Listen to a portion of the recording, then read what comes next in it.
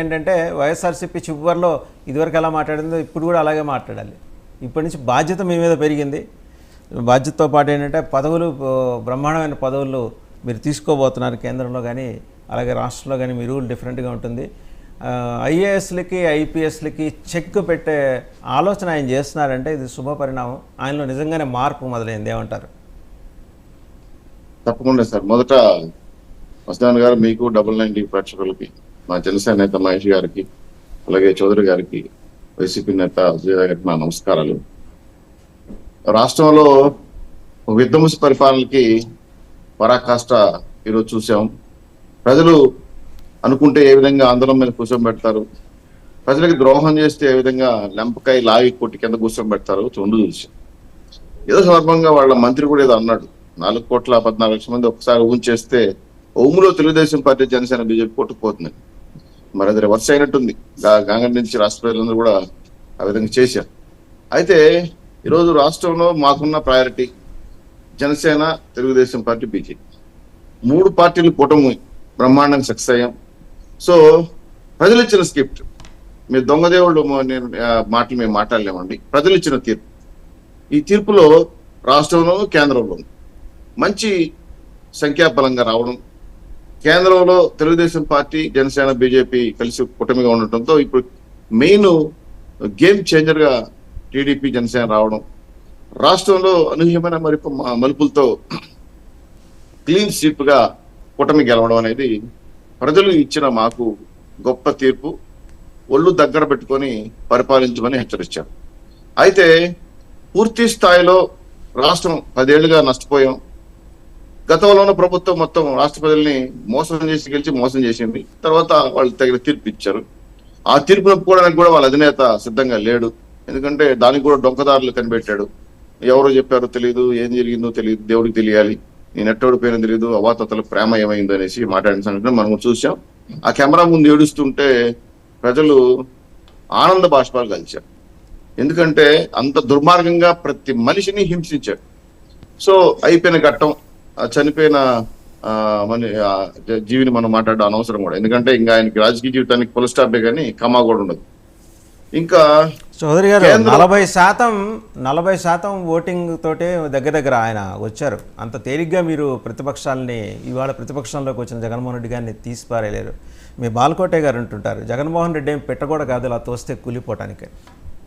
So ఈ cannot 2019లో Jaganmohan Reddy Chandrababu గారిని ఎలా అండర్ ఎస్టిమేట్ వేశాడో ఈ రోజు కూడా మీరు అలా ఆయన అండర్ ఎస్టిమేట్ చేసే ప్రయత్నం చేస్తున్నారు. ఆయన చేసిన తప్పే.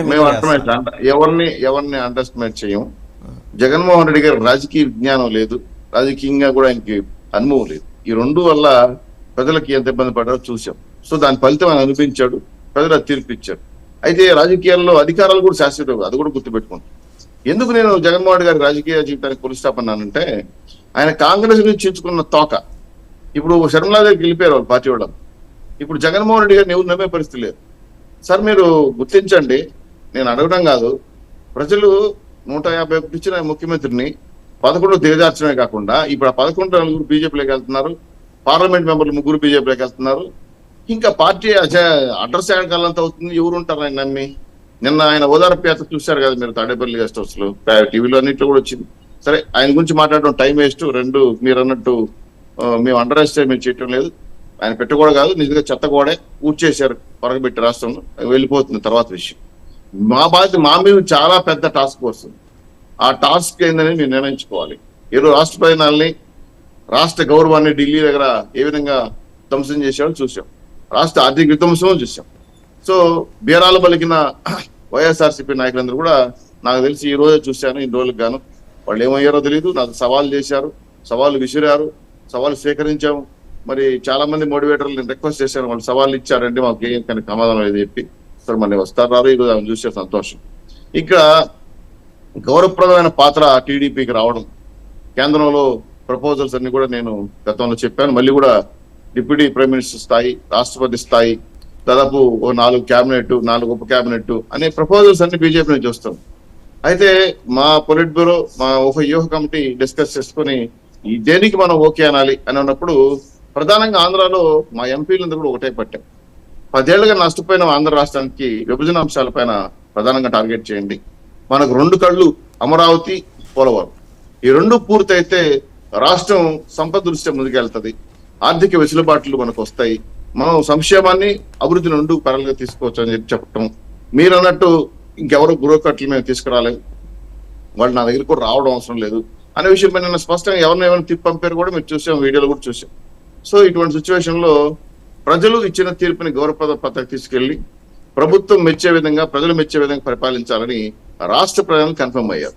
సో ఫైనల్ గా కేంద్రంలో అధికారులను పాల్గొంచుకున్న ప్రత్యేక హోదా ఏ విధంగా అయితే మనకు రావాలో దానికి సంబంధించిన అంశాలు ఏమున్నాయో పక్క రాష్ట్రంలో ఉన్న దాన్ని తిరిగి ఎత్తుకునే అవకాశం ఉందా చౌదరి గారు, ప్రత్యేక హోదా అంశం? ఎందుకంటే ఇవాళ మీ మీద నితీష్ కుమార్ మీద ఆయన బ్యాంక్ అయ్యారు మోడీ గారు, మీరు లేకుండా ఆయన ప్రభుత్వాన్ని నడిపే పరిస్థితి లేదు. అందుకే సార్ నేను గేమ్ చేంజర్ అని ఎందుకన్నానంటే, ఇప్పుడు గతంలో కూడా నీతి ఆయోగ్ కానీ అలాగే పంచవర్ష ప్రణాళిక చైర్మన్లు కానీ మేము ప్రత్యేక హోదా ఇవ్వమని చెప్పలేదండి, అది ప్రపోజల్ మాత్రమే, దాన్ని పరిశీలిస్తామన్నారు. కానీ పూర్తిగా మా అబ్జెక్షన్ ఏమి లేదు దానికి, మాకు ప్రత్యేక హోదా నిర్ణయాన్ని తీసుకునే హక్కు మాకు లేదు గతంలో ఇద్దరు చెప్పారు.